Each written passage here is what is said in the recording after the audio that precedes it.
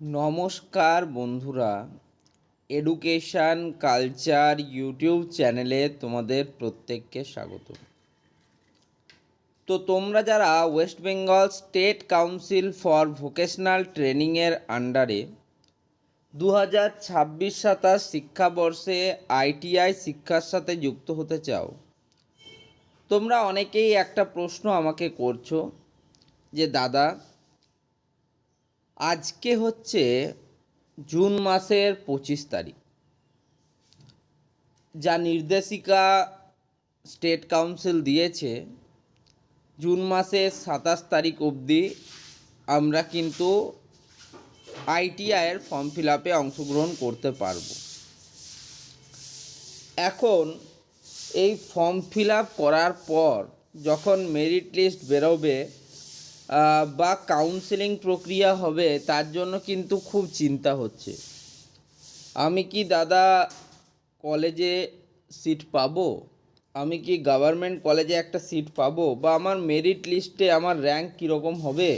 আমি মাধ্যমিকে এত পার্সেন্ট নাম্বার পেয়েছি, তাহলে সেগুলো সম্বন্ধে একটু তুমি ব্রিফে যদি বলে দাও তাহলে খুব ভালো হয়। দেখো, আইটিআই ইন্ডাস্ট্রিয়াল ট্রেনিং ইনস্টিটিউট, আইটিআইয়ের ফর্ম ফিল আপ প্রক্রিয়া কিন্তু একটা ইম্পর্ট্যান্ট প্রক্রিয়া, কিন্তু গভর্নমেন্ট কলেজ পাওয়া না পাওয়া ইত্যাদি কিন্তু দুটো বিষয়ের উপর নির্ভর করে। এক হচ্ছে তোমার নিজস্ব র্যাঙ্ক কার্ড, ওভারঅলে যেটাকে মেরিট লিস্ট বলছি, এবং দ্বিতীয় হচ্ছে কাউন্সেলিং প্রক্রিয়া।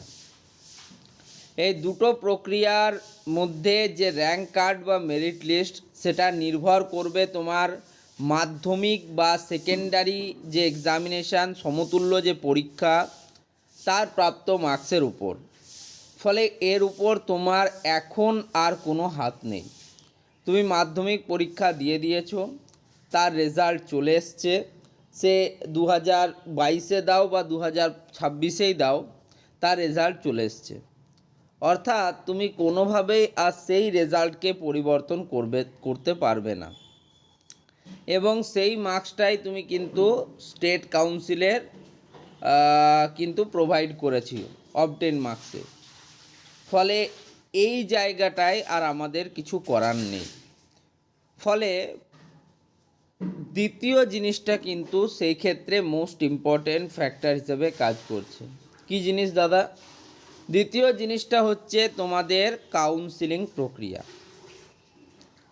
যে যত ভালো কাউন্সিলিং করতে পারবে, তার কলেজ পাওয়ার প্রবাবিলিটি কিন্তু অনেকটা বেড়ে যাবে।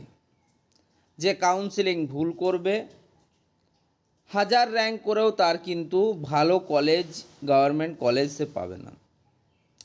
তাই কাউন্সিলিং প্রক্রিয়াটা খুব ইম্পর্টেন্ট।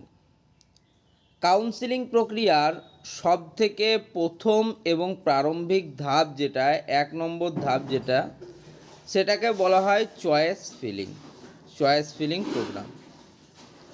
ঠিক আছে, চয়েস ফিলিং।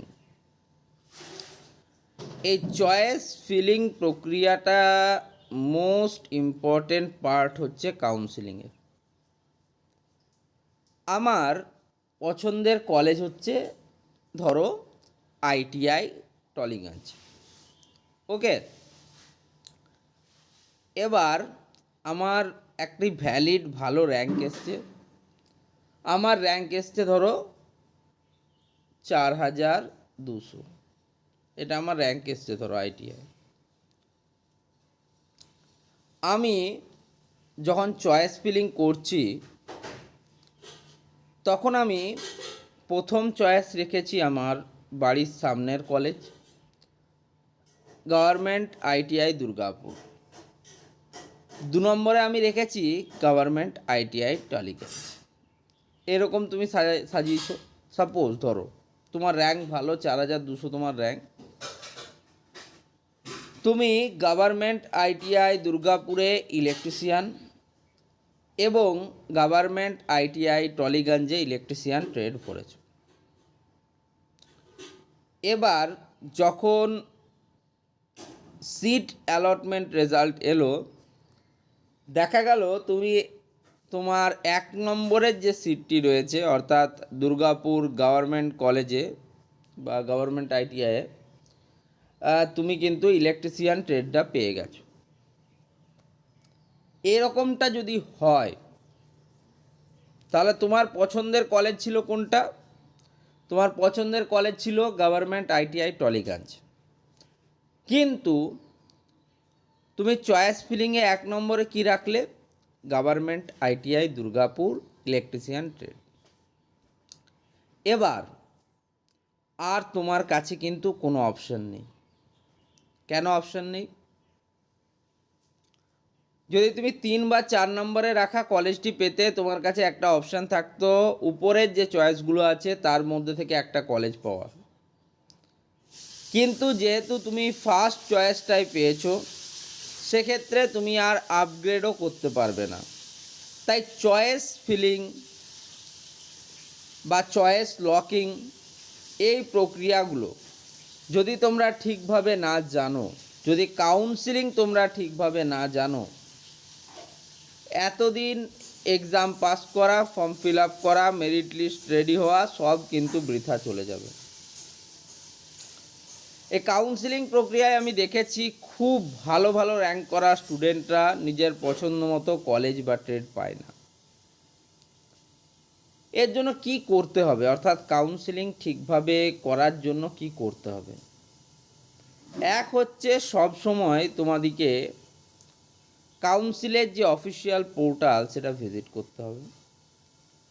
সেখান থেকে তোমাদের জানতে হবে যে কাউন্সিলিং কিভাবে করে। যারা আমার চ্যানেলের রেগুলার ভিউয়ার আছো তারা জানো যে 2023, 24 এবং 25 3 বছর আমি ফ্রি অফ কস্টে স্টুডেন্টদের কাউন্সিলিং করে দিয়েছি। অনেক স্টুডেন্টের ফ্রি অফ কস্টে কাউন্সিলিং করেছি। চ্যানেলে ভিডিওও রয়েছে কাউন্সিলিং রিলেটেড প্রচুর, সেখান থেকে তো করতে পারবে। কিন্তু এই বছর আমি একটু তার থেকে বেরোচ্ছি। তার কারণ এই বছর তোমরা যারা আমার সাথে তোমরা জয়েন করবে, ইউটিউবে জয়েন বাটনে ক্লিক করে আমার সাথে জয়েন করবে, শুধুমাত্র তাদেরই আমি কিন্তু কাউন্সিলিং করাবো। কাউন্সিলিং প্রক্রিয়া কিভাবে করবে সেই নিয়ে ভিডিও আসবে, কিন্তু একদম অফিসিয়াল কাউন্সিলিং যেটা সেটা কিন্তু আমি তাদের করিয়ে দেব। বাকিদের তারা ভিডিও দেখে তারা নিজেরাও করতে পারো, কোনো অসুবিধা নেই। কিন্তু আমি বলবো যারা জয়েন করবে তাদের জন্য স্পেশাল কিন্তু থাকছে। ওকে, ধন্যবাদ সকলকে।